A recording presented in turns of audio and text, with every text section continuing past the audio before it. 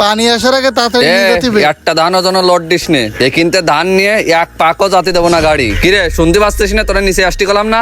এই বক্কর ভাই, কাজ থামাতি করছেন কি হইছে? তুই অত কথা করছিস কেন? তোরা নিচে লেবে আসতে কইছিস না? আগে নিচে লেবে আই। মানে বুঝলাম না এরকম দুর্ব্যবহার করতে কেন? ও বক্কর ভাই কি হইছে কোন? এই ধান আমার বাড়ি যাবে, তোর বাড়ি না। এক্ষুনি তুই টলিতে লাভাই দে, আমার টলি আসতেছে। কেন আপনার বাড়ি যাবে কেন? আমি 1 লাখ টাকা দিয়ে আপনাদের জমিটা বন্ধক নিছি। এই নে ধর তোর টাকা। আরে ভাই টাকা মাটিতে চালিয়ে ফেলাচ্ছেন, ঘটনা কি? টাকা কি বেশি হয়ে গেছে? আর ভাই আপনি এমন টাকা চালিয়ে দিচ্ছেন, আমি ফসল করেছি, ফসলটা বাড়ি নিয়ে যাই, তারপরে দিয়ে নেন, স্টাম্প নেবেন না?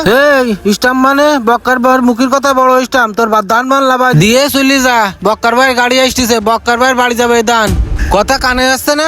তোমাকে কইছি না ধান উঠিনে বন্ধ করতে, ধান লাভাও আগে। কি জানি লাভ? ভাই তোমরা এ নাই দে, তুই বলো গাদ্দারি করতেছিস, তোর বলো কথাবার্তা একটু ভালো আসছে না। ভাই বলে এলাকার মোড়ল মাতব্বা ছেলি বিলে কলি তোর ঘর বাড়ি বলে উচ্ছেদ করে দেবে। মোড়ল মাতব্বার তাই কি হয়েছে? আইন বেআইন বলে একটা কথা আছে না? সে আমার তো টাকা নেছে, আমি তার জমিতে ফসল করেছি, এখন এই ফসলটা তো আমি নিয়ে যাবো। যদি টাকা ফিরিয়ে দিতে চাই তাহলে এই ফসলটা নিয়ে যাওয়ার পর ফিরিয়ে দেবে। তোর হাতে যে টাকাটা আছে ওইটা আমার টাকা না? তাহলে কি তোর টাকা পাইছিস না? তাহলে জমি এখন কার? আমার। জমিতে যা আছে সব আমার। টাকা যখন ব্যাগ দিয়ে দিছি, জমি আমার, এর বই ধানও আমার। টাকা যখন নিলেন সাক্ষ্য প্রমাণ ছিল, এখন টাকা ব্যাক দিচ্ছেন, এখন সাক্ষ্য প্রমাণ কি? সাক্ষ্য প্রমাণ আমরা দেব। হ্যাঁ, তুই আমার বিরুদ্ধে সাক্ষ্য দিবি? বিরুদ্ধে যাওয়ার কি আছে?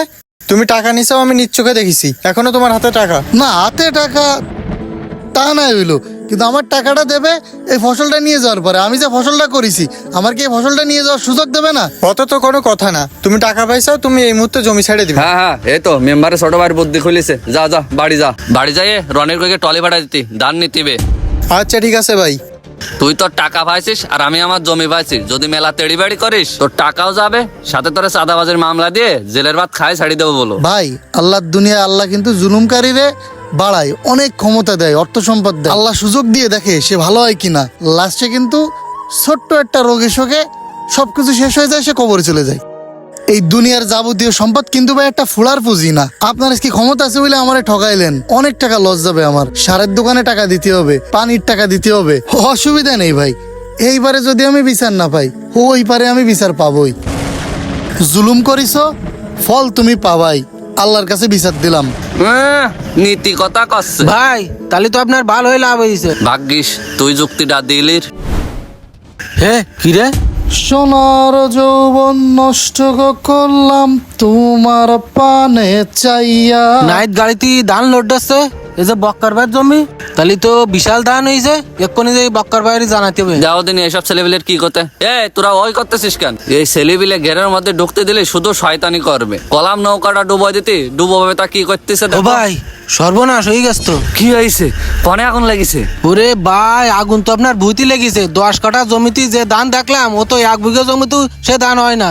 করছিস কি? নাইট যাবই করিস ওই বই? হ্যাঁ ভাই তা কি করছি? আমার আর শুনিয়ে লাভ কি? আমি তো জ্বালায় পড়ে সেই 1 লাখ টাকা বন্ধক রাখিছি ওর কাছে। এখন ধান না উঠলে তো জমি ছাড়া নিতে পারতেছি না। টাকা তো আমার পকেটে কি আছে। করছেন ভাই? টাকা আপনার পকেটে আছে? তাহলে আমার কাছে একটা বুদ্ধি আছে, শোনেন। জমিও পাবেন আবার ধানও পাবেন। কি যুক্তি কদিনই? কাছে আসেন, কানে কানে করছি।